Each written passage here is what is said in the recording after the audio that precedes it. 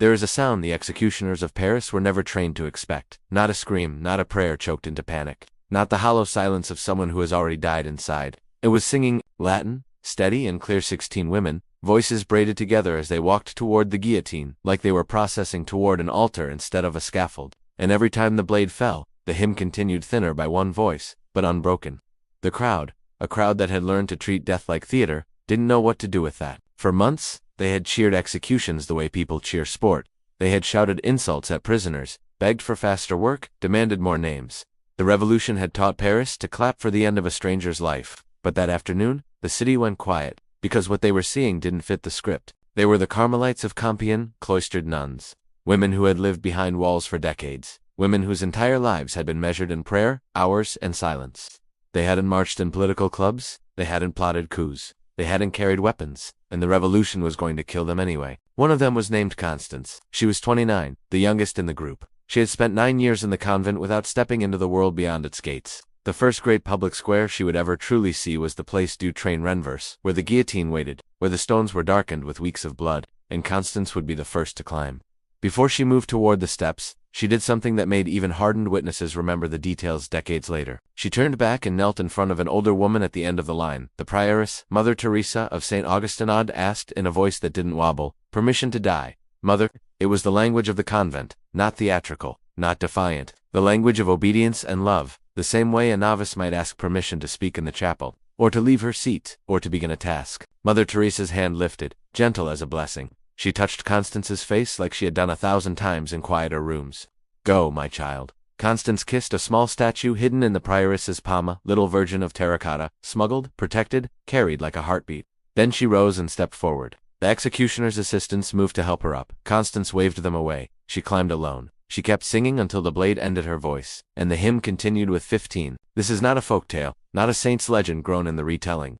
It happened on July 17, 1794, at the bloodiest crest of the French Revolution's reign of terror. 10 days later, the man who had signed their death warrant, Maximilien Robespierre, the architect of the terror, would climb those same steps. He did not sing, but before any of that, before Paris froze into silence, there was the slow tightening of a trap around 16 women, who had never lived with violence, and were about to meet it face to face. By 1794, France had turned feverish. The revolution had begun with words like liberty and equality, bright, clean words that sounded like sunrise, but the promises had been swallowed by suspicion, by hunger, by war, by fear. The Committee of Public Safety ruled like a clenched fist, and Robespierre, coldly convinced he could purify a nation, saw enemies everywhere, aristocrats in hidden rooms, merchants who didn't seem enthusiastic enough, neighbors who spoke too carefully, priests celebrating mass in whispers, anyone who failed to applaud loudly at public executions. The solution, and the logic of terror, was brutally simple: remove the threat before it becomes one. The revolutionary tribunal functioned like a factory, producing verdicts with a speed that should have been impossible if the verdicts were real. In less than a year, the machinery sent tens of thousands to their deaths across France, many to the guillotine.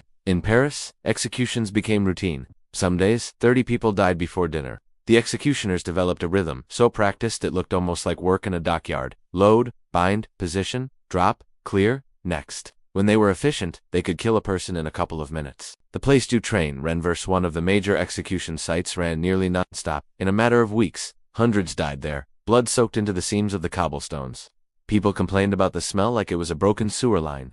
Death had become a municipal problem, and in Robespierre's vision of a new France, there was one old power he wanted crushed beyond repair: the Catholic Church. To him, the Church wasn't just faith. It was monarchy's shadow, an institution that had taught people to bow their heads.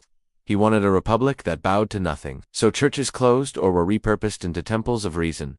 Religious holidays were erased. Even the calendar was rebuilt to scrub away Christian memory. Priests were forced to take loyalty oaths, to publicly renounce their vocation. Those who refused risked prison or the blade. And wearing a religious habit, once simply clothing, became evidence of a crime. For the Carmelites of Compiègne, living 50 miles from Paris in a quiet rhythm of prayer and work, the message was clear: their way of life was being outlawed. In September 1792, the knock came. Soldiers arrived to expel them from their convent. There was no long negotiation, no respect for vows, no understanding of what it meant to uproot women who had not lived as individuals in years. Their home, once a fortress of silence, was taken. They were ordered into the streets. They were forbidden to wear their habits, forbidden to live together, forbidden, in practice, to be Carmelites at all. But Mother Teresa of St. Augustine refused to let the community dissolve into frightened, isolated women. She found 4 small apartments in town, modest, cramped, forgettable places where they could hide in plain sight. They lived quietly, as if they were ordinary women, but inside those rooms the old life continued. Early rising, whispered prayers, hymns under breath, the discipline of cloister carried invisibly. And then, when the terror only grew louder, the prioress did something extraordinary. She gathered the sisters and spoke plainly. She didn't ask them to seek death. She didn't preach martyrdom as an adventure. She asked them a question that felt like a stone placed in the center of the room. If God allowed them to suffer, if the revolution demanded their lives, would they be willing to offer that suffering for France? In prayer, that the bloodshed might end, 2 of the older nuns hesitated, not because they doubted God, but because they were human, because fear is honest, because to volunteer one's life is not a poetic gesture when the blade is real. Mother Teresa did not shame them. She gave them time to pray. Hours later, the 2 returned, tears in their eyes, asking forgiveness not because they had sinned, but because they had almost allowed fear to decide for them. The community voted unanimously. From that day forward, every morning at 4 o'clock, 16 women rose and renewed the same offering. If their deaths could purchase peace for France, let it be accepted. They did not know when the knock would return. They only knew they were preparing themselves to answer it. For nearly 2 years, they waited, hiding, praying, watching the terror devour people around them like a fire that never ran out of fuel. Then in June 1794, someone spoke, and a whisper became a warrant. It happened before dawn on June 21, 1794. The door didn't open politely. It splintered under force, wood cracking in the dark like a gunshot. Soldiers poured into the apartment with the urgency of men who believed they were entering a nest of conspirators. But inside were only women. Prayer books, folded letters, rosaries hidden like contraband, a small statue wrapped carefully and tucked away, medals worn smooth by fingers. Proof not of violence, but of fidelity. The revolution had a word for this kind of fidelity: fanaticism. And in 1794, fanaticism was enough to die for. Someone had informed on them, a neighbor, a shopkeeper, perhaps someone who needed the government reward offered for exposing illegal religious. Years of careful secrecy ended with one greedy breath in the wrong ear. The 16 were arrested and moved to a prison, ironically, a former convent repurposed into a holding place for those the revolution was preparing to erase. Walls that once protected women now contained them like a cage. Inside the prison, something strange began to happen. Other prisoners noticed the Carmelites. This building was a place of panic. People wept openly. Some prayed in terror. Others stared through the bars like their souls had left early. The sound of sobbing traveled down corridors at night. The air smelled of sweat and hopelessness. But the Carmelites kept their rhythm. They still rose at 4. They still prayed. They still sang, quietly at first, careful not to provoke guards. But even whispered hymn fragments are powerful in a place designed to kill courage. They comforted others who were breaking. They listened. They shared what little they had. They spoke as if death was not a monster waiting in the hallway but a door they would walk through with their hands steady. Years later, English Benedictine nuns who were imprisoned in the same building would write about what they witnessed. These Carmelites looked less like people awaiting execution and more like a community preparing for a wedding feast. The terror could handle screaming, it could handle pleading, it did not know how to handle peace. On July 12, guards arrived to transport them to Paris for trial. There was a complication that could have saved them humiliation, but fate had a cruel sense of irony. Their civilian clothing required by law meant to strip them of visible identity was being washed, so they traveled in their religious habits. The very garments the revolution had criminalized. Open carts rolled them toward Paris through summer heat, through the stares of people hungry for spectacle. Some shouted insults, some threw curses, but the Carmelites did not duck their heads. They sang.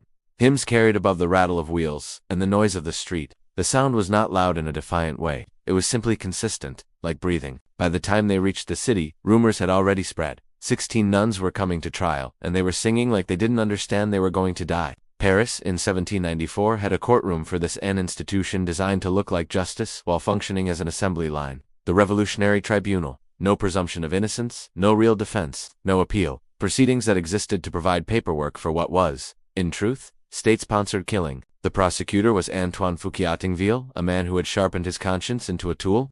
He had already sent queens, poets, scientists, generals to the blade with the same expression. He read charges like a clerk reads inventory. The Carmelites were accused of fanaticism, of plotting against the Republic, of supporting the monarchy, of corresponding with enemies, of hiding weapons. Weapons. The charge was almost absurd. What weapons had been found? Rosaries, prayer books, images of saints, a small virgin statue. In the eyes of the revolution, faith itself was a blade pointed at the Republic. The courtroom expected the usual performance, defendants trembling, begging, arguing, collapsing. The Carmelites stood quietly, until the word fanaticism was spoken. Mother Teresa of St. Augustine interrupted. The room shifted. Defendants did not interrupt. They were expected to shrink, to be grateful for the chance to die legally. Her voice was calm, almost politely curious. Please, she said, explain what you mean by that word. Fuki Tungvale looked at her, as if she were something small that had forgotten its place. He answered with contempt. Attachment to childish superstition, foolish religious practices, loyalty to a dead world. A murmur moved through the room. People waited for the prioress to back down, to soften, to plead. Instead, she smiled. Not a strained smile, not a rebellious grin. A peaceful expression, like someone who has been offered confirmation of what she already accepted long ago. If believing in God was fanaticism, then Yeshe was guilty. They all were. And if guilt meant death, then death was what they had prepared for at 4 o'clock every morning. The tribunal asked each nun the same final question, the same trap disguised as mercy. Would you renounce your vows? Deny your faith? Swear allegiance in a way that required you to betray the life you had chosen? One word could open the door. One denial could send them out alive. They could return to family.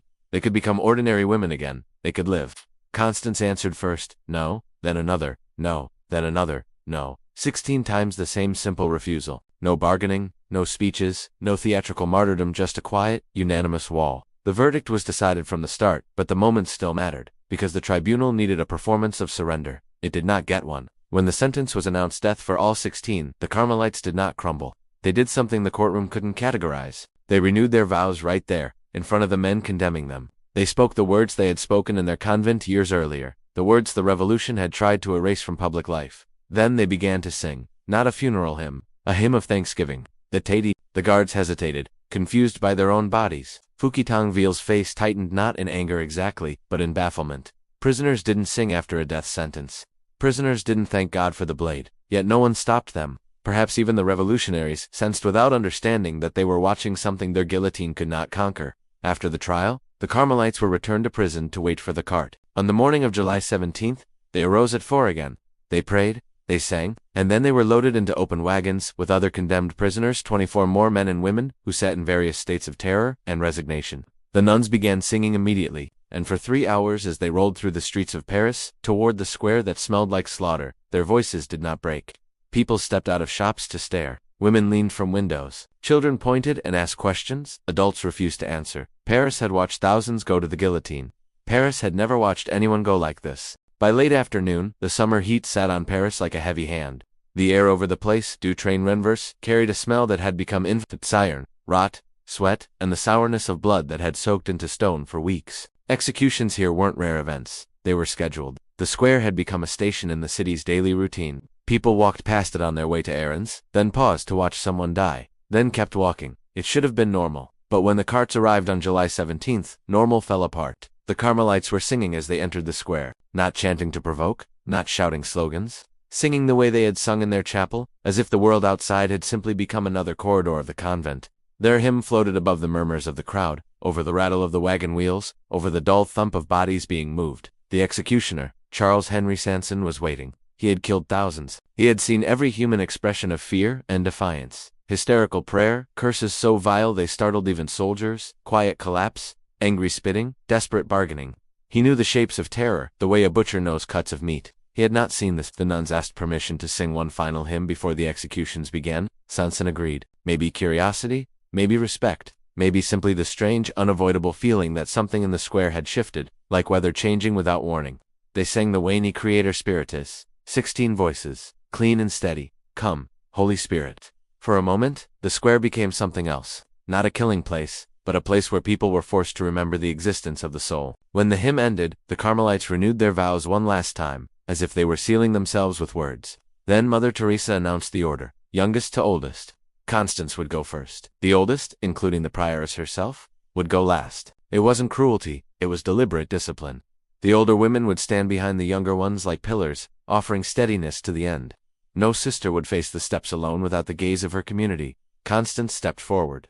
She looked at the guillotine, the blade, the angled wood, the basket that waited like an open mouth. The first outside world she had truly seen was this, and she didn't run. She walked to Mother Teresa and knelt as if she were in a chapel. Permission to die, Mother. Mother Teresa's face did not change. Go, my child. Constance kissed the small terracotta virgin hidden in the prioress's hand. It was the same statue they had protected through raids and searches.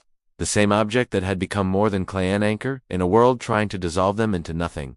Constance rose. An assistant moved to help her up the scaffold steps. She waved him away again. She climbed alone. She kept singing until the blade cut the song. 15 voices continued. The crowd did not cheer. Not one person shouted a joke. the square used to noise became painfully quiet. Another nun stepped forward. She knelt. The same ritual, the same question, the same gentle permission, the same kiss to the hidden statue. She climbed alone. The blade fell. 14 voices. Then 13. Then 12. Time did something strange. Each execution took less than a minute, but to those watching, it felt like the square had slipped outside ordinary hours, like everyone was trapped in a single long breath. The Carmelites did not hurry. They did not struggle. Each woman approached death with the calm precision of a practiced prayer. A lay sister, one who had spent her life doing the convent's hardest labor, stepped forward with the same dignity as the choir nuns who had studied Latin. She may not have been educated in theology, but she knew the hymns from repetition, the same way you know the shape of your own name. Her voice joined the others until it didn't. 8 voices, then 6, then 5. At some point, the crowd began to look less like an audience and more like witnesses to something they did not understand, but could not ignore. Executions had always relied on a certain agreement. These people deserve it, or they're enemies, or it's necessary, or it doesn't matter because it isn't me. But what had these women done? They had prayed. They had refused to vanish. They had refused to pretend they didn't believe what they believed. And here they were dying without hatred. One of the eldest sisters, gray, small, her body already weakened by decades, paused at the foot of the scaffold. She looked at the executioner, not with rage, not with terror. Witnesses later remembered the softness of her voice. "I forgive you," she said, "with all my heart. And I ask God to forgive you too." Sanson had heard final words for years. He had heard curses, confessions, pleas, prayers. But forgiveness offered to the man about to kill you, pure, sincere forgiveness, stopped him in a way no insult ever could. The sister climbed without help, still singing with what remained of the voices behind her. 3 voices. Then 2. Then, at last, only 1. Mother Teresa of St. Augustine stood alone. She had watched 15 daughters die. She had blessed each one. She had carried the statue they kissed. She had spoken, "Go, my child," 15 times. Now there was no one left to ask her permission. No one left to hold her hand. No one left to form harmony around her voice. She faced the crowd. Thousands of people stared back at her in silence, the kind of silence that felt like shame, like a city suddenly waking up and realizing what it had become. Mother Teresa began the final verse of the Salve, Regina, alone. Her voice carried across the square, over blood-darkened stones, over baskets and wood, over the place where entertainment had been built out of death. Then she climbed. No rush, no wobble, no pleading. She positioned herself beneath the blade, lifted her eyes to the summer sky, and finished the last note. The song ended. The blade fell. And Paris, that had learned to laugh at death, stood in a silence witnesses would later call the deepest they had ever known. Afterward, there was no honor given to the bodies, no ceremony, no proper burial. The revolution did not waste rituals on enemies, and in its paperwork, these women were enemies. The 16 Carmelites were thrown into a mass grave at the Picpus cemetery, along with hundreds of other victims. No markers. No names carved into stone. Just another pit in a city that had run out of space for the dead. But the revolution could not bury what happened in that square. People talked. At first, in taverns and markets, as gossip, because that's how Paris processed everything. Then, as something quieter, something that made voices drop lower. They described the singing, the calm faces, the way the hymn continued, even as voices were cut away. They described the crowd's silence as if they were still hearing it. For months, Parisians had told themselves the executions were necessary. They had built a hard shell around their own conscience. The victims were traitors, the victims were monsters, the victims were threats. But the nuns made that story crack. What had they done except pray? The question lingered like smoke that refused to clear. 10 days later, on July 27, 1794, the terror's master stumbled. Robespierre, who had controlled the Committee of Public Safety, who had signed warrants with a steady hand, was arrested by his own allies. The revolution had begun devouring itself. The blade, like hunger, always demands more. On July 28, he was dragged to the same scaffold. He did not appear as a man of calm conviction. Accounts vary, but they agree on one thing. He was not serene. Some say he was injured. Some say his jaw was shattered. Some say he made a sound that echoed across the square, an animal sound, not a hymn. When the blade fell, there was no singing. There was only the abrupt end of a man who had believed death could build purity. The reign of terror began to collapse. Was it coincidence? The politicians who survived insisted it was. They said it was strategy, timing, shifting alliances, politics, not providence. They dismissed any suggestion that the deaths of 16 nuns mattered in a machine that had killed thousands. But ordinary people who had stood in that square on July 17th, weren't so sure. The terror fed on fear. It required people to believe the guillotine was absolute, that it owned the final moment of every victim. Then 16 women walked toward it singing, and the crowd watched the blade fail to touch what it truly wanted, the soul. Even those who did not share the nuns' faith understood something had happened. They had seen human beings stripped of everything: home, community, clothing, legal protection, yet still unbroken. And that kind of unbrokenness is dangerous to tyrants. Because if fear can be defeated, the whole machinery starts to wobble. The English Benedictine nuns imprisoned alongside the Karamites survived the terror. When they were later released, they found the Karamites' civilian clothing left behind, never retrieved. They kept these garments like relics, stained with sweat and despair, sacred not because the cloth was special but because of what it represented, a final refusal to surrender. For a long time, official recognition moved slowly. The Church, battered by politics and history, did not immediately elevate the Carmelites' story. Some historians suggest hesitation came from fear. The story was too politically explosive in France. Others suspect shaman institution unable to protect its own children often struggles to speak the names of the dead without pain. But memory kept doing what memory does. It survived in whispers, letters, testimonies. It survived in the way people repeated one detail again and again, the hymn that continued with one fewer voice each time. More than a century passed. In 1906, Pope Pius X beatified the Carmelites of Compiègne as martyrs. And then after nearly 2.5 centuries another step. In December 2024, Pope Francis officially declared them saints. 230 years. That's how long it took for the world's formal institutions to name what the crowd in Paris had sensed in a single afternoon.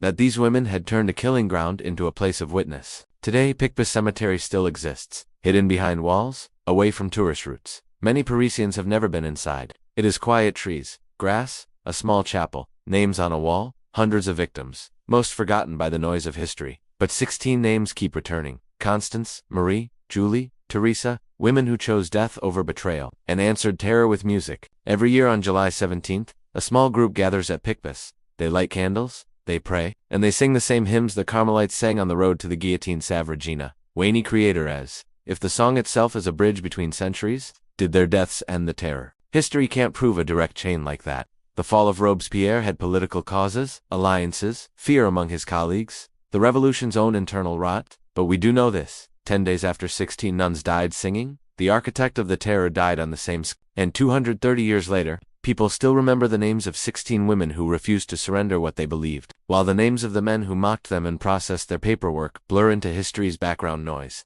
Maybe that's the only victory that ever really lasts: not surviving, being remembered for what you would not give up even when the blade was waiting.